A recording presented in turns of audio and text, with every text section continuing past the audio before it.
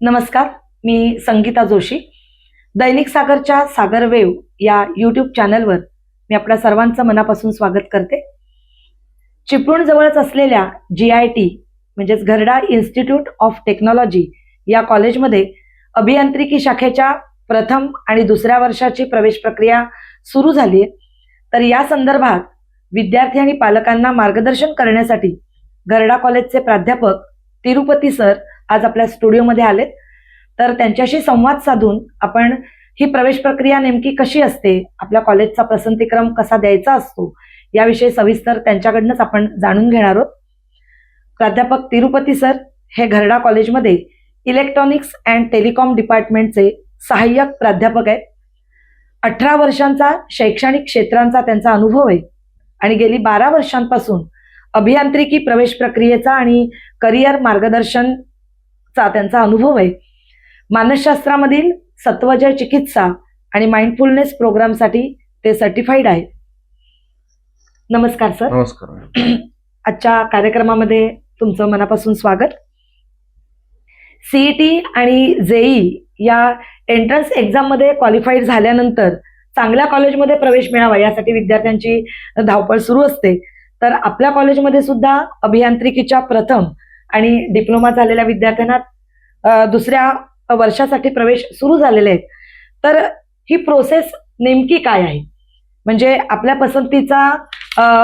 पसंतीक्रम देताना कॉलेजचा त्यांना किती कॉलेजचा तो पसंतीक्रम द्यावा लागतो आणि कॅपराऊंड म्हणजे नेमकं काय, तर याविषयी थोडक्यात विद्यार्थी आणि पालकांना मार्गदर्शन करा.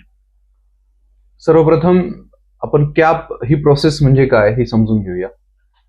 CET म्हणजे महाराष्ट्र सरकारची केंद्रभूत जी प्रक्रिया असते, प्रवेश प्रक्रिया असते, त्याला आपण CET सेल असं नाव देतो, असं म्हणतो. तर CET सेल मध्ये कॅप राऊंड्स मध्ये first year, direct second year किंवा MBA किंवा MCA अशा विविध प्रकारच्या प्रवेश प्रक्रिया चालत असतात. त्यात अभियांत्रिकीबद्दल जर प्रथम वर्ष अभियांत्रिकीबद्दल जर बोलायचं झालं तर प्रथम वर्ष अभियांत्रिकीसाठी विद्यार्थ्यांना रिझल्ट लागल्यानंतर रजिस्ट्रेशन करावं लागतं.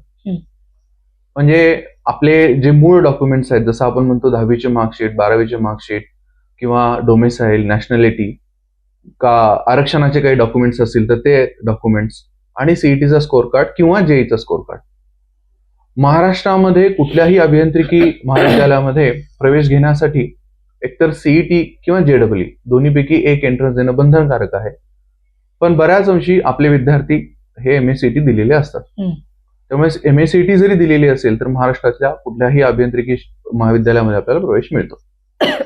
तर कॅपमध्ये रजिस्ट्रेशन झाल्यानंतर 2 पद्धतीनुसार विद्यार्थी व्हेरिफिकेशन करू शकतात. एक, ते भौतिकरित्या कॉलेजला जाऊन भेटून आपले जे मूळ कागदपत्र आहे ते व्हेरीफाय करू शकतात आणि त्यानुसार त्यांनी अॅक्नॉलेजमेंट घ्यायचं असतं, किंवा ते व्हेरिफिकेशनला देखील ती प्रोसेस करू शकतात. तर यामध्ये कसं असतं की जेव्हा एखादा विद्यार्थी केंद्रभूत प्रवेश प्रक्रियेमध्ये भाग घेतो तेव्हा त्याला काही गोष्टींची नेमकी काळजी घ्यावी लागते, जसं की त्याचा मोबाईल नंबर आहे, त्याचा ईमेल ID आहे.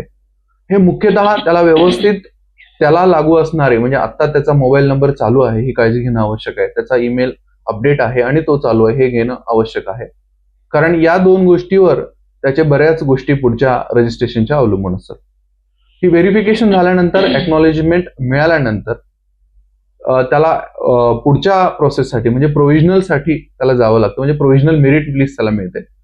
डायरेक्ट सेकंड इयर साठी देखील सेम पद्धत असते, अशीच पद्धत राबवली जाते. त्यानंतर MCA किंवा MMS साठी, त्याला आपण MBA पण म्हणतो, या दोन्ही पोस्ट ग्रॅज्युएशन अभ्यासक्रमासाठी देखील हीच पद्धत राबवली जाते. आता आपल्या भागामध्ये जर जवळचं फॅसिलिटेशन सेंटर म्हणजे DT किंवा CET ऑथराइज्ड फॅसिलिटेशन सेंटर म्हणजे FC आपण ज्याला म्हणतो, ते Gharda institute of technology and management हे आहे, जे आपल्या भागातल्या विद्यार्थ्यांसाठी जवळचं आहे. तिथे जाऊन विद्यार्थी रजिस्ट्रेशनची देखील सुविधा उपलब्ध असते. तिथे जाऊन तिथे पण तो मार्गदर्शन करू शकतो, त्या गोष्टीचं देखील तो मार्गदर्शन घेऊ शकतो, किंवा व्हेरिफिकेशनसाठी, फिजिकल व्हेरिफिकेशनसाठी देखील त्याला तिथे सोय केलेली आहे. आता याच्यामध्ये असं असतं की काही गोष्टी विद्यार्थ्यांना माहीत नसतात, ज्या अनुभवी प्राध्यापकाकडून किंवा तिथे मदतनीसांकडून त्याला मदत होऊ शकते, मार्गदर्शक तिथे उपलब्ध असतात. त्यामुळे आपलं जे Gharda institute of technology and management आहे हे शासनमान्य म्हणजे शासनाने दिलेली एक उत्तम सोय आहे, जिथे विद्यार्थी विनामूल्य हे मार्गदर्शन घेऊ शकतात. ते प्रथम वर्ष अभियांत्रिकी, थेट द्वितीय वर्ष अभियांत्रिकी, त्यानंतर MCA, त्यानंतर MMS या सगळ्या कोर्ससाठी ते तिथं मार्गदर्शन घेऊ शकतात. तर ही झाली प्रवेश प्रक्रिया. तर एकदा रजिस्ट्रेशन झालं, व्हेरिफिकेशन झालं, त्यानंतर त्याचा प्रोव्हिजनल मेरिट लागतो. प्रोव्हिजनल मेरिट नंतर त्याला 2 ते 3 दिवसाचा कालावधी दिला जातो विद्यार्थ्याला. त्यामध्ये जर काही तफावत असेल, विद्यार्थ्याच्या फॉर्म फिलिंग मध्ये त्याला काही तफावत आढळली, तर ती करेक्ट करण्याची त्याला 3 दिवसामध्ये संधी दिली जाते. जसं की मार्कांमध्ये काही बदल झालेला आहे, त्याच्या गुणांमध्ये काही बदल झालेला आहे, किंवा जन्मतारखेमध्ये काही बदल झालेला आहे, किंवा इतर कुठलाही बदल झाला असेल, तर तो प्रोव्हिजनल मेरिटमध्ये तो बदल सुचवू शकतो आणि तो फायनल मेरिटमध्ये तो बदल हा गृहीत धरला जातो आणि त्याची फायनल मेरिट त्या पद्धतीने त्या विद्यार्थ्याची अपडेट केली जाते. आणि हा ग्रीव्हन्स पिरियड हा सगळ्या कोर्सेससाठी उपलब्ध असतो. आणि त्यानंतरचा जो पुढचा टप्पा आहे त्याला आपण म्हणतो कॅप राऊंड्स. तर आता महाराष्ट्र सरकारने 4 कॅप राऊंड्स म्हणजे गेल्या वर्षापासून काही नियम त्याच्यामध्ये बदल केलेले आहेत. ते 4 कॅप राऊंडचे महाराष्ट्र सरकारने आता डिक्लेअर केलेले आहेत. त्यामध्ये कॅप राऊंड 1 मध्ये विद्यार्थ्याला 300 ऑप्शन्स म्हणजे 300 अभियांत्रिकी शाखा तो भरू शकतो. त्याच्या पात्रतेनुसार म्हणजे गुणांनुसार, त्याच्या आरक्षणानुसार जो मेरिट नंबर त्या विद्यार्थ्याला दिला गेलेला आहे त्यानुसार तो 300 अभियांत्रिकी शाखा एका कॅप राऊंडच्या ऑप्शन मध्ये भरू शकतो. पण पहिल्या कॅप राऊंड मध्ये एक कंडिशन अशी असते, एक अट अशी असते की ऑप्शन नंबर 1 जर त्यांनी दिला असेल, प्रेफरन्स नंबर 1 त्यांनी जर खालच्या मेरिटचा दिला असेल, किंवा त्याच्या लोअर मेरिटचा जर त्याला ऑप्शन नंबर मिळाला, किंवा ऑप्शन नंबर 1 जर ऑटो फ्रीज झाला, तर त्याला प्रवेश घेणं हे बंधनकारक असतं. असं हे कॅप राऊंडची जशी 1 ची कंडिशन आहे तशी 2 ची देखील कंडिशन तशीच असते. कॅप राऊंड 2 मध्ये पहिल्या 3 मधले ऑप्शन जर एखाद्या विद्यार्थ्याला एखादं कॉलेज मिळालं तर ते ऑप्शन घेणं त्याला बंधनकारक आहे, नाहीतर तो विद्यार्थी त्या राऊंड मधून बाहेर पडतो. म्हणजे कुठल्याही या तिन्हीपैकी कुठल्याही राऊंड मध्ये, जसं तिसऱ्या राऊंड मध्ये 6 ऑप्शन कंपल्सरी आहेत, चौथ्या राऊंड मध्ये सगळे ऑप्शन कंपल्सरी आहेत, त्याला घेणं बंधनकारक आहे. या कुठल्याही राऊंड मध्ये, जसं पहिल्या राऊंड मध्ये जर एखादं कॉलेज त्याला मिळालं, म्हणजे समजा 5व्या नंबरचं ऑप्शन त्याला मिळालं आणि त्याला पुढच्या राऊंडसाठी जायचं असेल, तर तो फ्लोट करू शकतो. ती सीट तशीच ठेवून तो पुढच्या राऊंडचे नवीन ऑप्शन फॉर्म भरू शकतो. अशी ही कॅप राऊंडची मूलभूत संकल्पना आहे. रजिस्ट्रेशन, व्हेरिफिकेशन आणि कॅप राऊंड फेरी या प्रक्रियेदरम्यान विद्यार्थ्यांनी काय काळजी घ्यायला हवी असं तुम्हाला वाटतं? रजिस्ट्रेशन आणि व्हेरिफिकेशन मध्ये बऱ्याच विद्यार्थ्यांचा एक असा गैरसमज असतो की रजिस्ट्रेशन झालं म्हणजे माझं सगळं झालं. पण रजिस्ट्रेशन ही गोष्ट वेगळी आहे आणि व्हेरिफिकेशन ही गोष्ट वेगळी आहे. विद्यार्थ्यांनी हे समजून घ्यावं की रजिस्ट्रेशन झाल्यानंतर व्हेरिफिकेशन होणं अत्यंत गरजेचं आहे. व्हेरिफिकेशन एकतर तुम्हाला FC सेंटरमध्ये फिजिकली जाऊन डॉक्युमेंट्स ओरिजिनल दाखवून, जो एक त्याच डॉक्युमेंटचा झेरॉक्स सेट आहे त्याच्यावर साइन म्हणजे शील आणि साइन असा शिक्का तुम्हाला त्या प्रत्येक झेरॉक्स कॉपीवर घ्यायचा आहे आणि ते सेट तुम्हाला जपून ठेवायचं आहे. त्यासोबतच तुम्हाला एक व्हेरिफिकेशनचं एक्नॉलेजमेंट ते देखील तुम्हाला शेवटपर्यंत ऍडमिशन होईपर्यंत जपून ठेवायचं आहे. दुसरं, ई स्कुटनीला टाकल्यानंतर देखील आपल्याला सतत तिथे लक्ष द्यायचं आहे की माझं व्हेरिफिकेशन झालंय का. आता CET सेल याच्यामध्ये खूप काळजी घेते. विद्यार्थ्याला याच्यामध्ये SMS देखील येतो की त्या विद्यार्थ्याचं व्हेरिफिकेशन झालेलं आहे का, या संदर्भात त्याला SMS देखील कळवला जातो. त्यामुळे ही काळजी विद्यार्थ्याने अवश्य घ्यावी की त्याचं व्हेरिफिकेशन झालंय का. बरोबर आहे. विद्यार्थ्यांनी प्रवेश घेताना कॉलेजचा पसंतीक्रम लिहायचा असतो, पण मग त्यांनी कॉलेज कसं निवडायचं याबद्दल विद्यार्थ्यांना मार्गदर्शन करा. विद्यार्थ्यांनी कॉलेजचा पसंतीक्रम निवडताना पहिल्यांदा फायनल मेरिट नंबर माझा काय आहे याच्याकडे लक्ष दिलं पाहिजे. त्यामुळे फायनल मेरिट नंबर नुसार त्यांनी ऑप्शन्स तयार करावेत, योग्य ऑप्शन्स तयार करावेत. त्यामुळे जसं मी सांगितलं की यामध्ये थोड्या अटी शर्ती असतात. जसं पहिल्या राऊंडला चुकून एखाद्या विद्यार्थ्यांनी त्याच्या मेरिटच्या कमी त्याचं ऑप्शन निवडलं आणि कॉलेज भरताना ब्रँचची आणि कॉलेजची काळजी घेतली नाही, तर ते जर कॉलेज मिळालं तर त्याला ऍडमिशन घेणं बंधनकारक आहे. जर त्यांनी ते घेतलं नाही तर तो राऊंडच्या म्हणजे त्या अख्ख्या प्रोसेसच्याच बाहेर जातो. त्यामुळे त्यांनी ही काळजी घेतली पाहिजे की मी जे ऑप्शन्स टाकणार आहे माझ्या मेरिट नंबरनुसार त्या ऑप्शन्स मध्ये माझा हा जो पसंतीक्रम आहे तो वेळोवेळी त्यांनी व्यवस्थित सावधपणे सजगपणे टाकायला. चेक केला पाहिजे बरोबर. आणि त्यानुसार त्यांनी ते ब्रँच मध्ये ऑप्शन्स टाकायला हवेत. आणि यामध्ये अजून एक मी सांगेन की विद्यार्थ्यांनी कॉलेज पसंत करताना देखील निवडताना देखील हे देखील पाहायला हवं की ते कॉलेज AICTE मान्यता प्राप्त आहे का का? किंवा एखाद्या विद्यापीठाशी संलग्न आहे का. विशेष करून त्या कॉलेजचं काही अक्रेडिशन्स आहेत का, जसं NBA अक्रेडिशन आहे का, NAC अक्रेडिशन आहे का, या सगळ्या काही बाबी त्यांनी विशेष करून लक्ष द्यायला हवे. अगदी बरोबर आहे. मला वाटतं ही माहिती विद्यार्थ्यांना नक्कीच उपयोगी पडणार आहे. हल्ली बरीच मुलं शहरांमध्ये विशेषतः मुंबई आणि पुणे यासारख्या शहरांमध्ये ऍडमिशन घेण्यासाठी धावतात. म्हणजे शहराची थोडी त्यांना ओढ असते. तर मला असं वाटतं की खरंच शहरातील कॉलेजेस चांगली असतात का एवढी, आणि नोकरी मिळण्याची संधी शहरात जास्त असते, तुम्हाला काय वाटतं?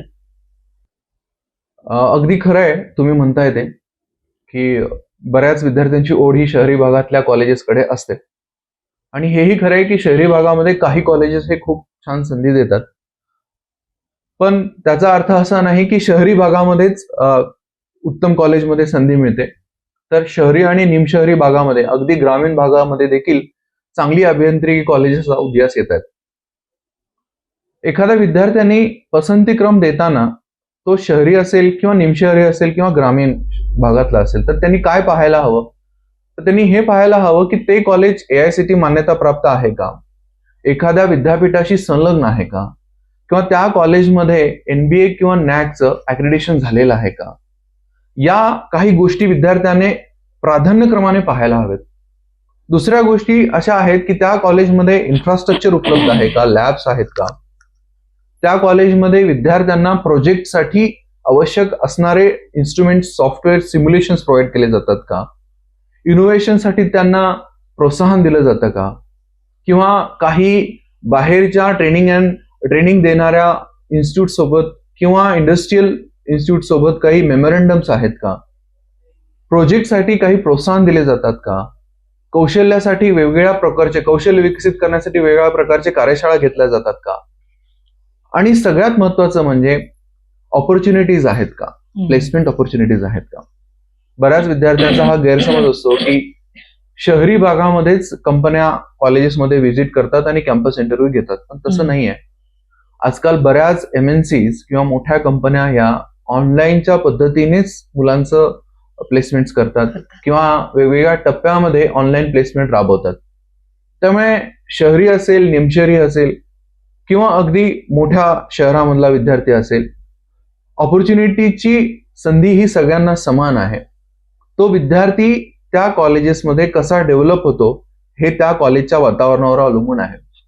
जसं आपण जर आज आपल्या भागातलं Gharda institute of technology and management जर घेतलं तर 60 एकरच्या परिसरामध्ये असलेलं हे कॉलेज, ज्यामध्ये कम्प्युटर इंजिनिअरिंग आहे, computer engineering and artificial intelligence and machine learning आहे, केमिकल इंजिनिअरिंग आहे, त्यानंतर मेकॅनिकल इंजिनिअरिंग आहे, सिव्हिल इंजिनिअरिंग आहे, इलेक्ट्रॉनिक्स अँड टेलिकम्युनिकेशन इंजिनिअरिंग आहे. या सगळ्या ब्रँचेस ह्या NBA अक्रेडिटेड आहेत. त्यानंतर संस्था देखील अत्यंत उत्तम असं एक नामांकित आहे. आणि इथे PG साठी देखील आपण MMS आणि MCA म्हणजे मास्टर इन कम्प्युटर ऍप्लिकेशन ही सुविधा उपलब्ध करतो. आपल्या संस्थेमध्ये प्रत्येक डिपार्टमेंटला प्रशस्त असल्या लॅबोरेटरीज आहेत. त्यामुळे असं आपण म्हणू शकत नाही की ग्रामीण भागामध्ये सोयी उपलब्ध नाही आहेत आणि पूर्ण विस्तीर्ण असा परिसर 24 तास वायफाय उपलब्ध आहे. त्यामुळे ग्रामीण भागामध्ये देखील बऱ्याच सोयी विद्यार्थ्यांसाठी आवश्यक असे उपलब्ध आहेत. जे विद्यार्थ्यांना याचा अशा कॉलेजमध्ये सुद्धा ऍडमिशन घेतलं तर त्यांना सुद्धा त्याचा नक्की फायदा होणार आहे. आपण ज्या कॉलेजमध्ये काम करताय ते आपल्या गरडा अभियांत्रिकी कॉलेज, लवेल, खेड, तालुका खेड याविषयी थोडक्यात माहिती सांगा. कारण तुमच्या या गरडा कॉलेजमध्ये सुद्धा civil, mechanical, chemical, computer, AI/ML, electronics and telecommunication, cyber security अशा वेगवेगळ्या स्ट्रीम्स उपलब्ध आहेत. तर या सगळ्या दृष्टिकोनातून या कॉलेजविषयी थोडक्यात माहिती द्या. अगदी बरोबर मॅडम. तुमचं वेगळेपण काय आहे तेही सांगा. खरं आहे. खरं तर तसं पाहायला गेलं तर तुम्ही जसं म्हणालात त्या सगळ्या ब्रँचेस आपल्याकडे उपलब्ध आहेत. तसेच आता आपल्याकडे पोस्ट ग्रॅज्युएशनची सोय देखील उपलब्ध आहे. म्हणजे आपल्याकडे MMS आणि मास्टर इन कम्प्युटर ऍप्लिकेशन म्हणजे MCA ची देखील विद्यार्थ्यांना सोय उपलब्ध आहे. त्याची देखील आता ऍडमिशन प्रोसेस म्हणजे प्रवेश प्रक्रिया सुरू आहे. पहिल्यांदा आपण पाहूया की तुम्ही ज्या ब्रांचेस बोललात तर यामध्ये 5ही ब्रांचेस ह्या आपल्या NBA प्राप्त आहेत. NBA असणं हे खूप गरजेचं आहे, कारण NBA आणि उत्तम NAC नामांकन असेल तर भविष्यात काही काळामध्ये ते कॉलेज ऑटोनॉमसला जाण्याची शक्यता आहे. त्यामुळे भविष्यामध्ये देखील Gharda institute of technology and management हे ऑटोनॉमसला जाण्याची दाट शक्यता आहे आणि तसा प्रयत्न देखील चालू आहे. हा पहिला मुद्दा. दुसरं म्हणजे जसं तुम्ही ब्रँचेस बद्दल बोललात, जर आता आपण केमिकल अभियांत्रिकेबद्दल बोललो तर आत्ता आज घडीला केमिकलमध्ये आपल्याकडे कोकणामध्ये खूप चांगल्या संधी उपलब्ध आहेत नोकरीच्या.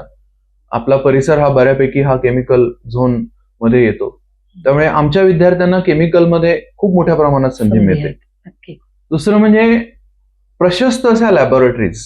केमिकल डिपार्टमेंट जे आहे, बऱ्यापैकी आपल्या केमिकल डिपार्टमेंटमध्ये हे सगळे प्रोफेसर्स हे एकतर ICT माटुंगा किंवा NIT आणि IITs मधून PhD आणि MTech आहेत. त्यानंतर वेगवेगळ्या केमिकल इंडस्ट्रीज मधले आपल्याकडे लॅबोरेटरीज मध्ये स्पॉन्सर्ड प्रोजेक्ट्स हे नेहमी कार्यरत चालू असतात. म्हणजे त्याच्याबद्दलचं रिसर्च हे विद्यार्थ्यांना कायम मिळत असतं. त्यामुळे विद्यार्थी या येणाऱ्या केमिकल इन्व्हेन्शन्स बद्दल, इनोव्हेशन्स बद्दल कायमच सजग असतो.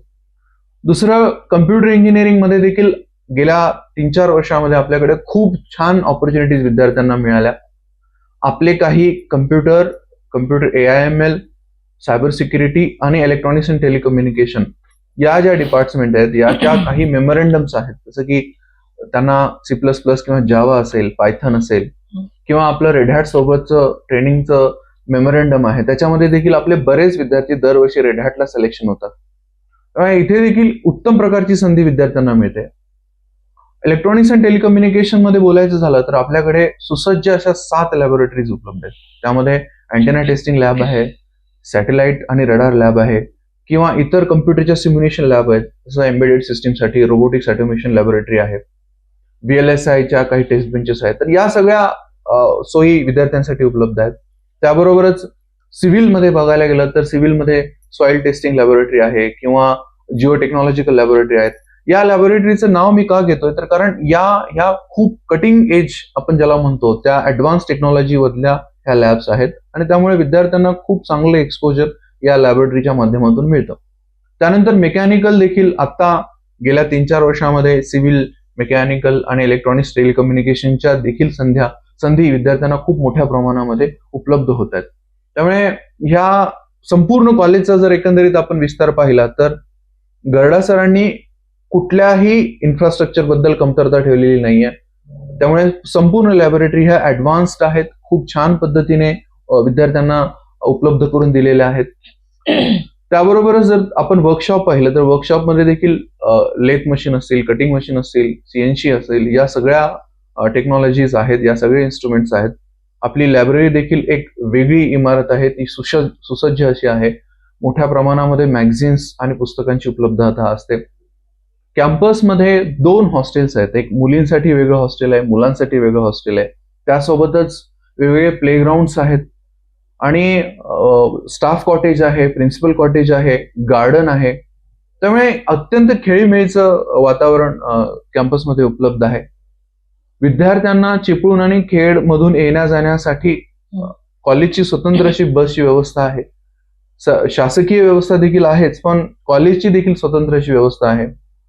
कॉलेज कॅम्पस पूर्णतः 24/7, खरं तर आपलं संपूर्ण कॅम्पस हे सोलार सिस्टीमवर चालतं. तरी देखील आपलं विशिष्ट DG जनरेटर देखील आहे. त्यामुळे लाईट अगदी ग्रामीण भागात असून देखील आपल्याकडे लाईट जाण्याचा प्रश्न नाही.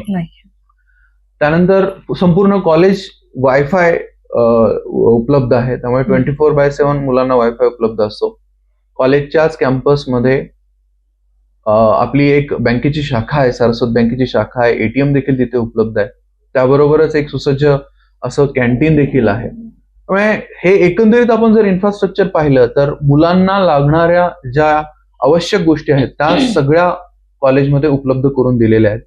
त्याबरोबरच कॉलेज जे कॉमन प्रोग्राम्स असतात त्यासाठी ऑडिटोरियम आहे, छोटे सेमिनार्स हॉल आहेत. त्यामुळे या छोट्या छोट्या गोष्टी देखील कॉलेजमध्ये विद्यार्थ्यांसाठी कायम उपलब्ध आहेतच. आता ऑपॉर्च्युनिटीज बद्दल बोलायला गेलात तर दरवर्षी विद्यार्थ्यांना चांगल्या पद्धतीने गेल्या काही वर्षामध्ये खूप चांगल्या पद्धतीने विद्यार्थ्यांची प्लेसमेंट आपल्या कॉलेजच्या माध्यमातून होतच आहे. आपण बऱ्यापैकी न्यूजपेपरमध्ये पाहत असाल किंवा इतर ठिकाणी बघतच असाल.